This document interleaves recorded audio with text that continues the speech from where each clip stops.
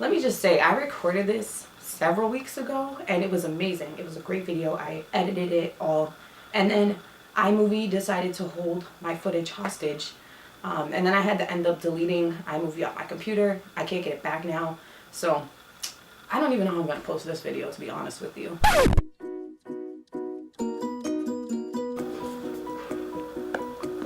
Tragedy. Oh well. Wait, these aren't mine.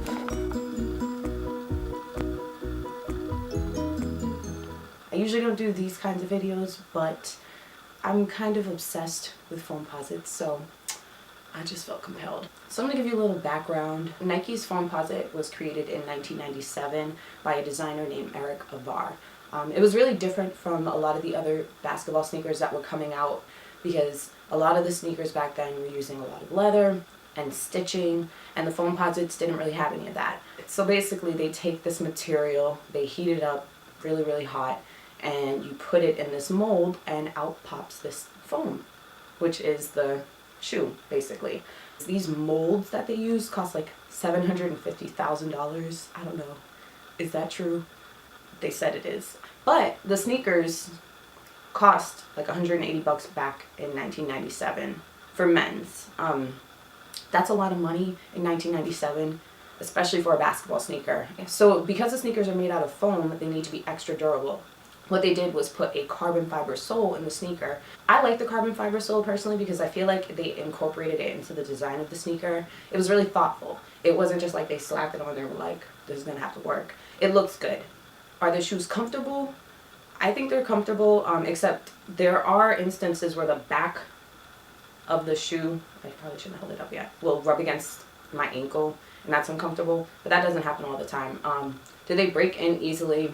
I feel like they never really break in. They're always kind of stiff sneakers, but I like that. And maybe I just don't wear them enough, but I'm not trying to destroy my sneakers. The Foamposites basically came out in two different variations. The first one was the Foamposite 1. Now, originally the Foamposite supposedly was created for Scottie Pippen, but when Penny Hardaway had a meeting with Nike, they sat down, they showed him some sneakers. I don't know if he really liked them, but he saw the Foamposite in the bag and he was like, what is that? They pulled it out and he was like, that's mine, got to have it, I'm getting it. So that's kind of how the sneakers became branded for Penny Hardaway. Now, if you don't know who Penny Hardaway is, get your life together. No, I'm just kidding.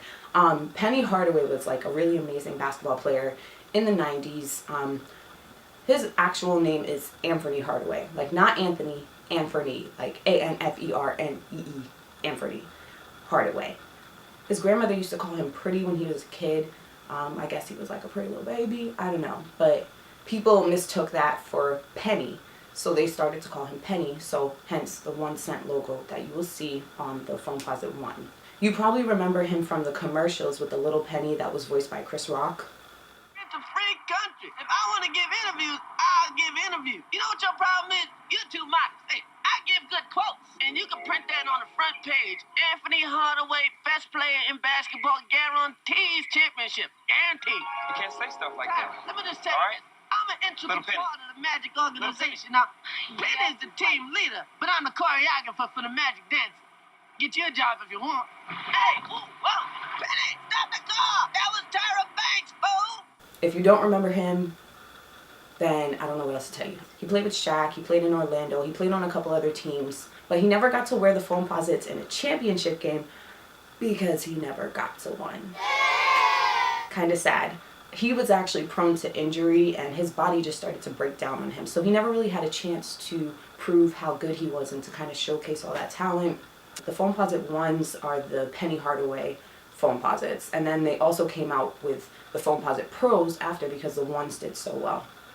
The Foamposite 1 and the Foamposite Pro, they're a little bit different. They're effectively the same sneaker, but there are some differences that I will show you.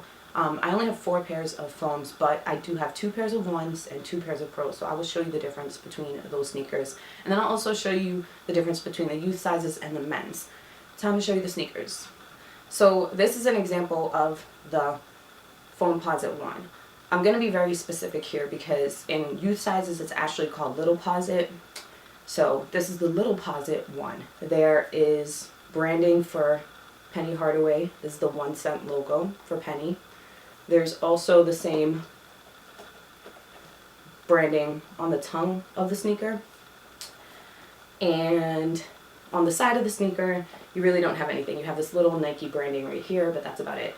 On the inside of the sneaker, you have the swoosh branding, which is different. I believe that's because these are the Olympic version, so I feel like these are kind of like a, not special, but yeah, they're kind of special. On the sole of the sneaker, you'll also see the swoosh branding. You see the carbon fiber sole, and then you see it's kind of broken up into multiple parts here. But this is the one, and for comparative purposes, I'm going to show you a version of the Nike Pro side by side so you can see the differences up close and personal. So, Pro and One. On the Pro, you'll see very clearly that there is Nike branding all over it. They were not subtle about that. So the swoosh is right here. You also have that little swoosh here, which is difficult to see because it's black on black. But on the back where you have that 1 cent logo, you now have the swoosh branding. Also on the tongue, swoosh branding instead of 1 cent. On the inside, you also have the Nike swoosh. So this is another one. This one has had, because it's super faded right now, but on the inside, you had the 1 cent branding as well. Swoosh branding on the bottom, 1 cent on the back, 1 cent on the tongue. If you have these, don't wear white socks. It's my only suggestion. The decal will come off on the sole of your sock, and you will think that you stepped on a nail or hurt yourself, but it does come off. Again, they're basically the same sneaker. These are really cool sneakers because the bottom glows in the dark. I like these a lot. I'm also going to show you the difference between the men's and the youth sizes. I picked the same color ones so that you can kind of see, like, side by side what the actual differences are. So this is the men's, this is the kids. First and foremost, you'll notice they look very, very similar. One difference that sticks out almost immediately is the carbon fiber sole. So on the youth size, it's a little bit faded. It's difficult to see those circles in there. It's darker. And it's also a smooth surface. For the men's, you have a little bit more texture here, and you can see the circles a little bit clearer. If you look at the bottom, you can also notice a major difference. So on the men's, you have the 1 cent branding on the sole, and the sole is also more fluid. There's just one piece. And then you have the carbon fiber on the outside, kind of showing there. On the kids, it's more fragmented. The design is broken up a lot more, and you have the swoosh branding.